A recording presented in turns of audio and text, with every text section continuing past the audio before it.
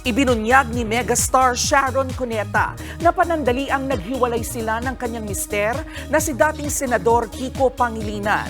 Sa kanyang Instagram live nitong New Year kasama ang mga anak na sina Frankie, Miel at Miguel, pati na rin ang mister na si Kiko. Humingi ng sorry si Mega. Kasunod yan ng mga cryptic post niya last year. Kasama iyong family photo nila kung saan ugot ang ulo ni Kiko.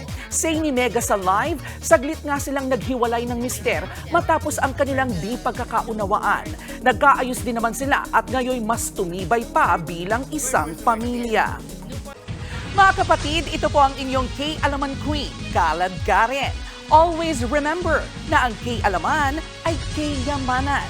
Kaya para sa latest showbiz news at dagdag impormasyon, mag-follow at mag-subscribe sa social media pages ng News 5. K? Okay.